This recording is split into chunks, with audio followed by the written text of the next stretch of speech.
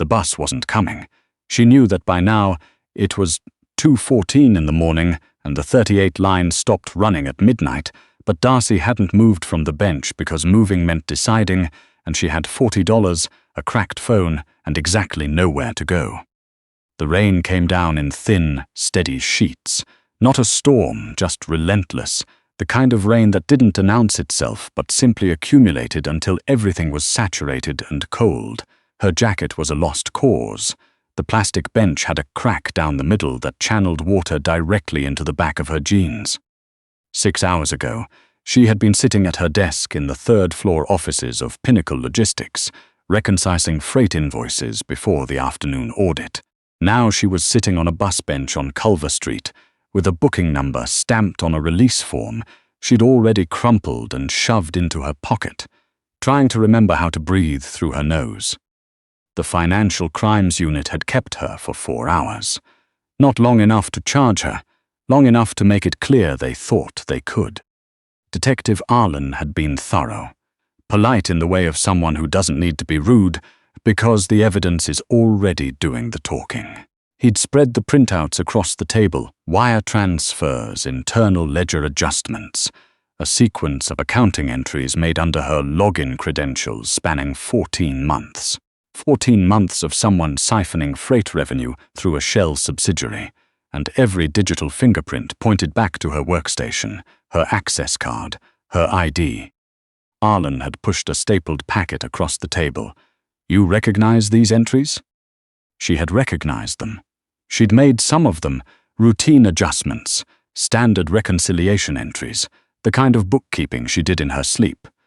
Someone had buried the fraudulent transfers inside her legitimate work, like bones hidden in a wall. You'd only find them if you already knew where to look. She hadn't known where to look. She'd asked for a lawyer. They'd let her go without charging her. That was somehow worse. Darcy pressed her thumb against the corner of the crumpled release form through her jacket pocket. Outside the precinct, she'd called her apartment. No answer. She'd called her neighbor, Tony, who picked up on the second ring and told her in a hushed, frightened voice that 2 men had been at Darcy's door while she was gone. They'd knocked, waited, knocked again. One of them had crouched down and worked the lock for about 45 seconds before a dog started barking 3 floors below and they'd walked away. 45 seconds on her lock. She hadn't gone home. The cracked phone in her pocket had $11 left in prepaid data and a battery at 23%. She'd had her debit card in her jacket, not her purse. A stroke of luck so small it was almost insulting. $40 in her checking account. She'd checked in the cab to the bus stop, the one cab she'd allowed herself, burning $12 on the ride to nowhere in particular. She needed to think. She was too cold to think. There was a business card in the interior pocket of her jacket. She hadn't put it there recently. She'd transferred it from jacket to jacket for 2 years, the way some people carry a lucky coin, not because they believe in luck, but because getting rid of it felt like a decision she wasn't ready to make. The card was ivory-colored, heavy stock, no logo, no title, just a name printed in small clean serif type, C. Holm, and a phone number beneath it. He had come to her office on a Tuesday afternoon 2 years ago. She'd been the only one left on the floor when the elevator opened, and he'd walked out like he'd been expected, though no one had told her to expect him. Tall, dark suit, the kind of stillness that made a room rearrange itself around him. He'd asked for Garrett by name. She'd told him Garrett was in a meeting. He'd looked at her for a moment, in a way that made her feel like he was reading a document she hadn't known she'd signed. Then he'd set the card on her desk. When Garrett becomes your problem, he'd said, "Not if, call this number." She'd told him she didn't understand. He'd said she would, eventually. She'd understood, eventually. Darcy pulled the card from her pocket. The corners were soft from years of handling. The ink was still clean. She stared at the number in the thin orange light of the bus stop lamp, rain spotting the heavy paper. She did not want to call this number. She was also fairly certain that if she didn't, she was going to be arrested within the week for a financial crime she hadn't committed, and the two men who'd crouched at her apartment lock would keep coming back until she stopped being a loose end. She dialed. The line rang once, twice. On the third ring, a voice answered. It didn't say hello. It said, "Where are you?" Not "Who is this?" Not "What time is it?" Just a flat, precise question, like someone resuming a conversation that had been briefly paused. She almost hung up. She pressed the phone harder against her ear instead. "Culver and 38th, she said. "Bus stop. I've been released from financial crimes questioning and I can't go back to my apartment." A pause, 3 seconds, she counted. "Don't move," Holm said. "Don't call anyone else. If anyone approaches you, walk into the nearest lit building and stay in sight of the cameras." The line went dead. She sat with the dead phone against her ear for a moment. Then she lowered it to her lap and stared at the rain collecting in the gutter. 15 minutes later, a black sedan pulled to the curb. The man who got out of the passenger side was not Holm. He was built like a piece of industrial equipment, compact, dense, unhurried. He opened the rear door without speaking and stood beside it. He had the expression of someone who had done this many times and had long ago stopped assigning moral weight to the task. "Darcy," he said, "not a question." She got in. The car smelled of leather and rain. The partition between front and rear was closed.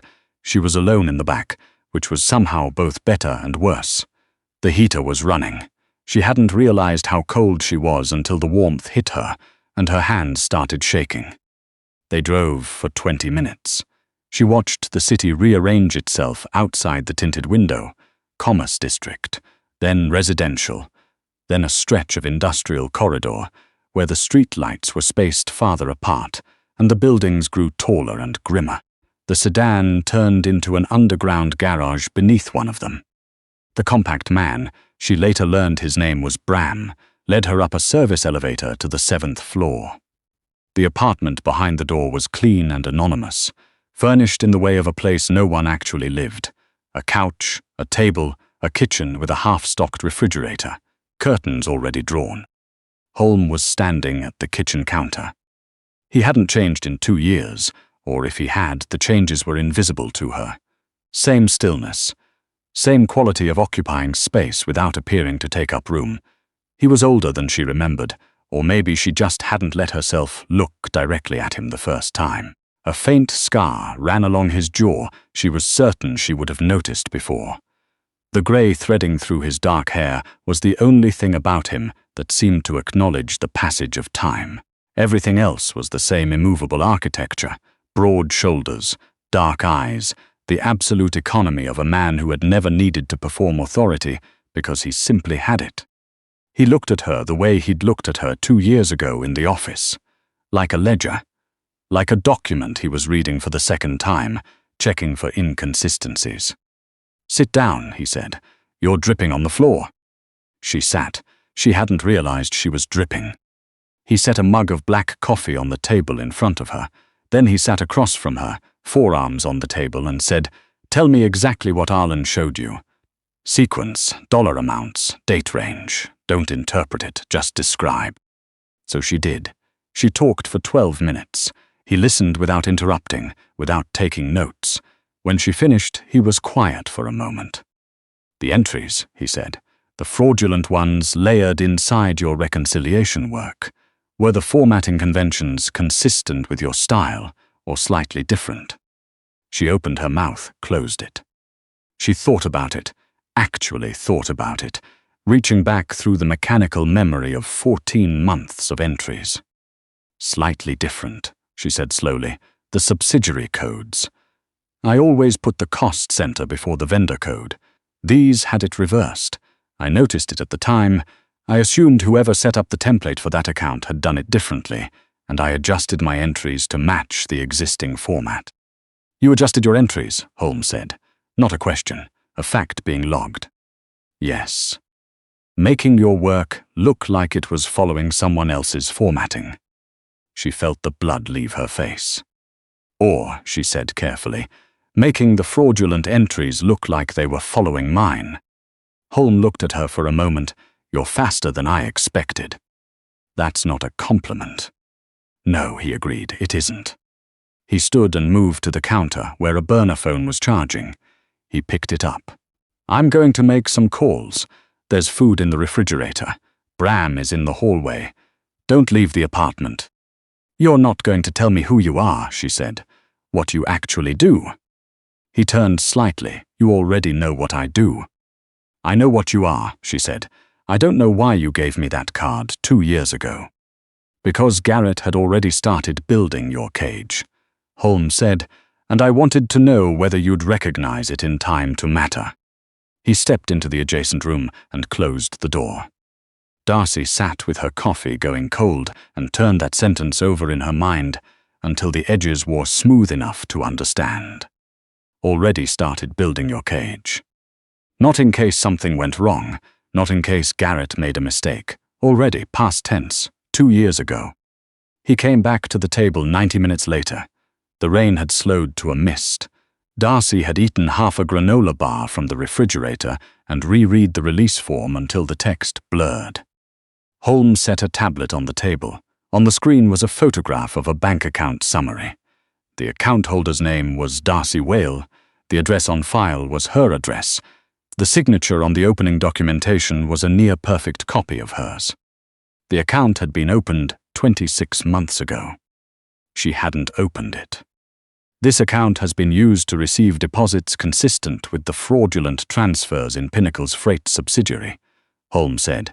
His voice was even, surgical. It was opened using a copy of your social security number, a scan of your driver's license, and a notarized signature that will pass a standard review. Her stomach dropped. The account is in my name, she said. Yes. And it has money in it. Deposits consistent with what was taken from Pinnacle over 14 months. She pressed her palms flat on the table. The surface was cool and solid. She needed something cool and solid right now. How long? She asked. 26 months. 26 months. She counted backward. She had started at Pinnacle 30 months ago. He'd had 4 months to look at her before he started building the frame. 4 months to decide she was the right shape for what he needed. Small enough to be manageable. Good enough with numbers to be believable as the mastermind. Poor enough to not have legal resources. Isolated enough to have no one to call. Until now. I want to be very clear about something, Darcy said. Her voice was steady. She was surprised by that. He didn't panic when the audit came. He didn't grab me and use me as a shield because he got scared. No, Holm said. He built this deliberately. He picked me specifically. He spent 2 years making sure that if anyone ever looked closely, every piece of evidence would lead to me. She paused. The full shape of it settled over her like something heavy and cold. And the whole time, every good performance review he forwarded to senior management, every time he told me I was the most reliable person on his team, he was doing it to build my credibility, so that when he needed someone credible to blame, I'd be worth something. Yes. She stared at the tablet, her name on an account she had never touched. 26 months of careful, patient construction. She had handed Garrett her trust and her competence and her 2 years, and he had accepted them and quietly turned them into the walls of a cell around her. She hadn't felt the walls going up because she'd been too busy being grateful for a job that paid $47,000 a year and told herself that was what safe looked like. She did not cry. She had run out of that kind of energy somewhere around hour 3 in Arlen's interview room. What she felt instead was something harder and colder and considerably more useful. The quiet, furious clarity of a person who has finally understood the exact shape of the thing done to them and decided they are not going to let it stand. What happens now? She said. Garrett is going to discover that his exit is no longer functional, Holm said. The ghost account has been flagged to a contact at the federal level. The chain of custody on the opening documentation will be pulled. The notarized signature goes to a forensic examiner who owes me a significant favor. He said this the way someone might describe a grocery list. The Financial Crimes Unit will receive a revised evidence package within 48 hours. The entries will be reattributed. Your name comes off the ledger. And Garrett. Garrett will have more pressing concerns than the audit. She understood what that meant. She chose not to ask him to say it plainly. And in exchange, she said. Holm tilted his head slightly. There's always an exchange, Darcy said. I'm a bookkeeper. I understand ledgers. You're not doing this out of generosity. Something shifted in his expression. Almost, she thought, something like respect. Pinnacle's subsidiary accounts ran through 3 of my front companies, he said. Garrett's operation contaminated 2 years of my financial records. I need someone to go through those records and excise everything that can connect my companies to his activity before the federal review broadens its scope. He paused. I need someone who's good with numbers, someone who can work quickly and who has a significant personal interest in keeping the review narrow. You want me to clean your books, she said. I want you to do what you're good at. That's not an answer. It's the only one I have. Darcy looked at her hands. They weren't shaking anymore. She hadn't noticed when they'd stopped. She thought about the $40, the cracked phone, the men with their 45 seconds at her lock, 4 hours in a small room with Arlen's printouts spread across a table like a verdict that hadn't been signed yet. She thought about 26 months, the patience of it, the precision. She was so tired of being manageable. If I do this, she said, I want access to everything, not filtered packets. Not what you decide is relevant. Everything. I'll find the contamination faster if I can see the full picture, and I'll do it cleaner. Holm studied her. That's a significant ask. You're asking me to commit a federal crime on your behalf, she said. I think significant is appropriate. A pause. The rain tapped against the curtained window. You'll have access to what's necessary, he said, within parameters. Negotiable parameters. We'll see. It wasn't yes, it was also not no. And when it's done, she asked. Your record is clean, Garrett is removed from the board, and you walk out of whatever door you prefer. And if I decide I want to keep walking. He was quiet for a moment. When he spoke, his voice was lower, stripped of the boardroom cadence. The problem with knowing what you'll now know, he said, is that it closes certain doors. I'm not going to pretend otherwise. She hadn't expected honesty. It disarmed her more than a reassurance would have. Okay, she said. Okay. I'll need a laptop, secure, and real coffee. That stuff from the mug is water with ambitions. Something moved at the corner of his mouth, not a smile, adjacent to one. Bram will get what you need, he said. He moved toward the door. Holm. He stopped. Why didn't you tell me 2 years ago, she said. What Garrett was doing, you could have told me. He turned slightly. The lamp caught the angle of his face, half in light, half in shadow, and she saw the scar along his jaw clearly now. Because knowing wouldn't have changed anything, he said. You would have quit, gone somewhere else. Garrett would have found someone else. A pause. And I wouldn't have known where to find you when it mattered. The door closed. She worked through the night. By the time the city outside began to lighten toward grey, she had mapped the entry points. She knew which of Holm's subsidiary accounts had been contaminated and which were clean. She had a list of 47 transactions that needed to be reattributed with supporting documentation. She also had the beginning of an understanding, cold, clear, still taking shape, that she had been performing safety for 2 years, that she had taken a job in a modest building with fluorescent lighting and parking validation forms and HR-mandated trainings, and told herself this was what safe looked like. She had been sitting inside someone else's patient, deliberate plan the entire time, thinking the walls were her own. There was no safe. There was only who had more information than you, and whether you could close the gap before the trap finished closing. The bus on Culver Street had never been coming. Holm came back to the kitchen at 7:30 with 2 cups of actual coffee. He sat across from her without preamble and looked at what she turned the screen toward him. 47 transactions, she said, 72 hours if I have access to the source files. The contamination in your Greenfield account is the deepest. That one's going to take the most work." She paused. "But it can be done." He looked at the screen, then at her. His expression didn't change, but something in his posture settled slightly, the way a very precise calculation settles when the numbers resolve. "You haven't slept," he said. "I'm aware. You should sleep."